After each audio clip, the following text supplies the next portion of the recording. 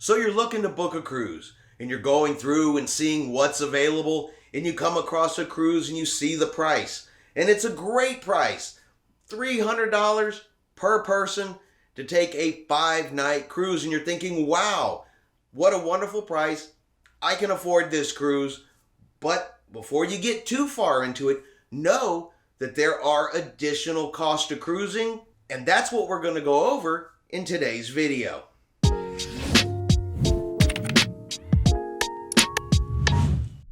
Chris here with High Seas Cruising, and welcome to today's video.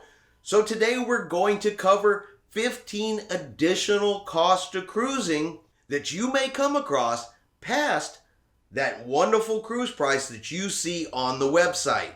So that price that you see on there, $300 for a 5-night cruise, that does sound great. But a couple things to know. One, that price more than likely is for a guaranteed inside cabin. So right off the bat, unless you want that inside cabin, if you want a window, a balcony, or a suite, know right off the bat that that price is for the inside cabins. But there still are 15 additional hidden costs within cruising, or additional costs when cruising, and we're going to get right into that list here with number 1, and that's going to be port fees and taxes.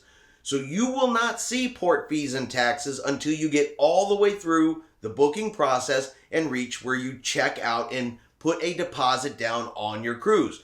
So what a port fee is what the ports charge for a cruise ship to dock there. And each port that you stop at will have port fees. And what the cruise lines do is they charge those back to you, the passenger. Now, it doesn't matter if you plan to get off that ship in that port or not. You are still going to be charged those port fees. And of course, we all know about taxes. We all have to pay them. So you're definitely going to see those on the price. But again, you won't see those until you reach checkout. So that $300 cruise has now gone up by port fees and by taxes. And that is just from booking it. So number 2 is going to be travel insurance. Now, travel insurance for the most part is optional. You do not have to purchase travel insurance.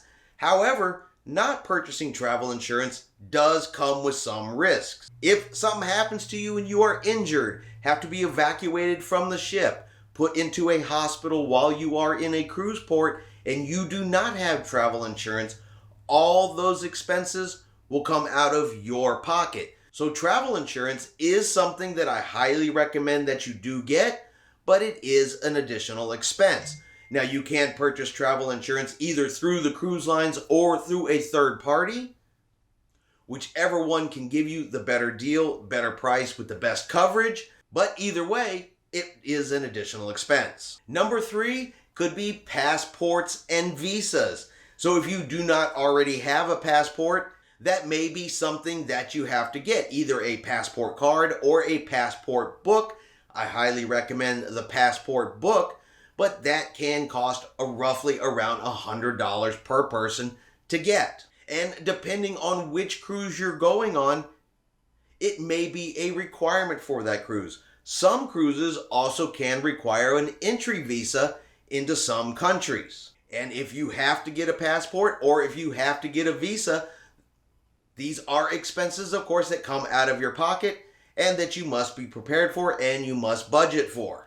Number 4 is going to be travel costs. You have to get from your house to the cruise port. Now, if you're lucky, it may just be a short drive. Perhaps you have to fly. If you're going to arrive at the cruise port a day early, then you're going to need a hotel for overnight. You're going to possibly need food. You may do some sightseeing when you get to the cruise port. All of these are additional expenses that you need to plan for. Number 5 is going to be gratuities. So, unless you get a cruise that has the gratuities included in the price, and there are some out there that do, you will be responsible for gratuities to the crew members. Now, normally how that works is the cruise lines charge your onboard account for your gratuities, or in some cases you can prepay the gratuities ahead of time when you book the cruise.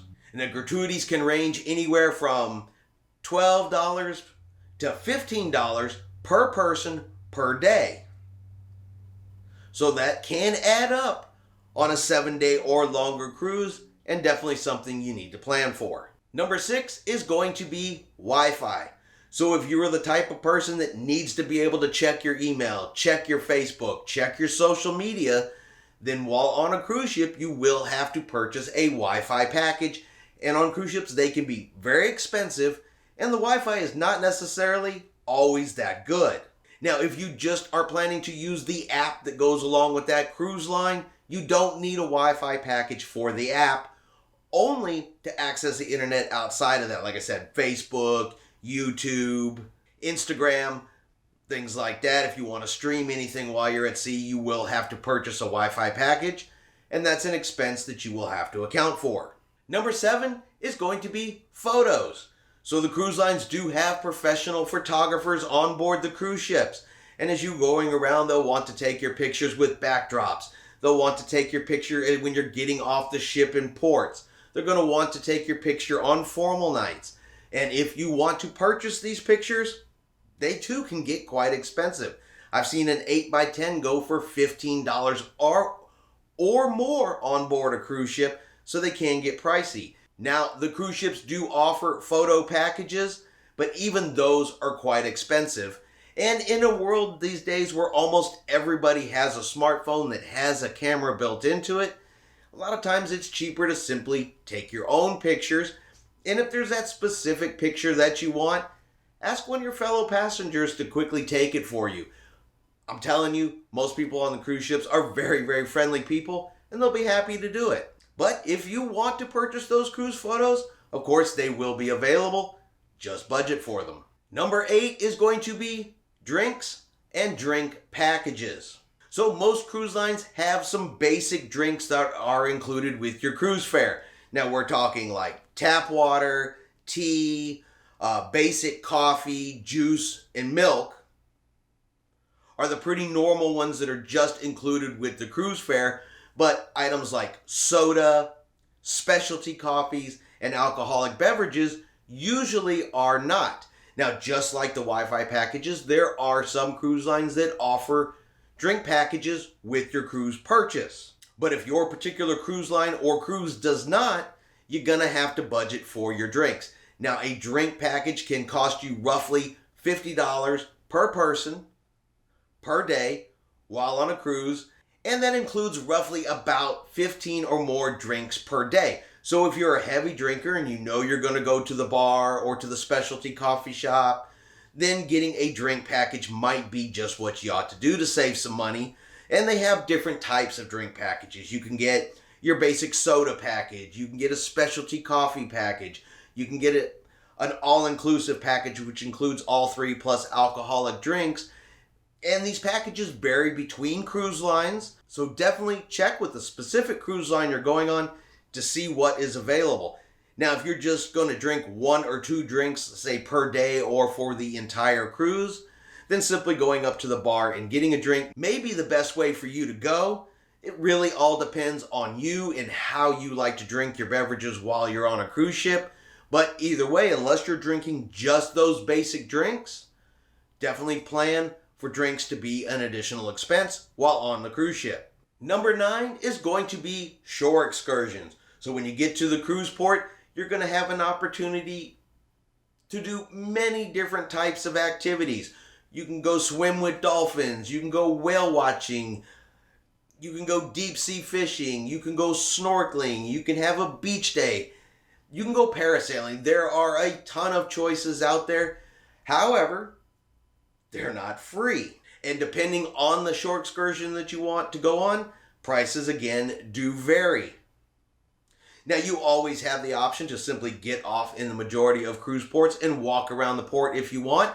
And that doesn't necessarily have to cost you anything unless you're going to eat or buy souvenirs or something along those lines.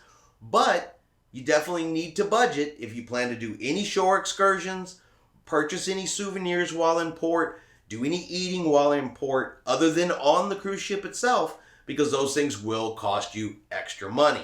Now, number 10 is going to be onboard ship activities. So there are a ton of activities on cruise ships that are included in the price.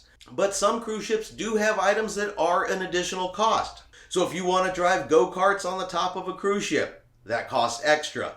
Laser tag, escape rooms, virtual reality experiences, IMAX theaters, all of these items can have an additional cost beyond the cruise fare. So look into the cruise ship you're going on, look into the cruise line you're taking, and know if there are activities on board that you must do. That way you can budget and account for that additional expense as well. So number 11 is going to be specialty restaurants. Now all cruise ships have specialty restaurants on board, and these are elevated dining experiences. Things like the buffet, the main dining room, pizza, those are already included in your cruise fare, but specialty restaurants usually have a relatively small upcharge depending on which one you're going to go to. Things like the steakhouse, the sushi bars, the Italian restaurants, the hibachi grills, the seafood shacks. Restaurants like that do have an additional charge. Now, you do not have to eat at them if you don't want to. You can get 3 meals a day eating at the buffet in the main dining rooms without spending an extra dime on specialty restaurants. But if you're there for a special occasion, you really want to eat in the steakhouse, know that could cost you a little bit extra. So number 12 is going to be spa services. Now, just like specialty restaurants, all cruise ships have spas on board. So you can get a massage, a facial, Botox, get your hair cut. I mean, there are all kinds of spa services on board these ships, and they are definitely not included with your cruise fare. And spa services can be quite expensive. So if that massage is something that you've got to have while you are out on a cruise, make sure you plan for it, because it's not going to come to you very cheap. Number 13 is going to be the ship's casino. Majority of cruise ships have a casino on board. And just like a casino anywhere that you go to, if you go up to that slot machine, you want to pull that handle and try your luck, you're going to have to put money in it. So if you are a gambler, someone that enjoys the casino and knows that you're going to spend money in the casino, have that money pre-planned. That way you can enjoy yourself. Number 14 is going to be laundry service. Some cruise ships have self-service laundry rooms on board. So you can go down and wash a load of clothes, dry a load of clothes, buy the soap there if you want to. But that does come at an additional expense. And a lot of ships do have onboard laundry service where you can turn it into the crew and they will wash it for you. And in some cases, there is no charge for that, but definitely be prepared for that to cost you a little bit extra if that's something you end up needing. And finally, number 15, and that's going to be room service. So a lot of the cruise lines have gone to a room service charge. It may be during certain hours if you order, there's a charge. If you order certain items, there could be a charge. Definitely check your room service availability for the ship and the cruise line that you're going on. That way, if you're one of those type of people that enjoys having your morning coffee delivered to your room or having that late night snack, know ahead of time if that's going to cost you anything extra. All right, so that is 15 additional expenses you can come across on a cruise ship. Now, nowhere is it written that you actually have to spend money on all 15 of these items. There are plenty of ways you can save money. There may be things on this list that you simply have no interest in and that you don't want to do. And if that's the case, then you wouldn't have to worry about those expenses. But if there's anything on this list that you are interested in, if there's anything on this list that you may want to do, just plan ahead, know that you have to budget for it. That way when you get on the cruise ship, you're not surprised about it later. And when you get that bill at the end of that cruise for everything you've charged to your ship account, you're definitely not surprised. All right, I hope you have enjoyed this video. If you have, do me a favor, hit that like button. Have yourself a great day, and we will see you out on the high seas.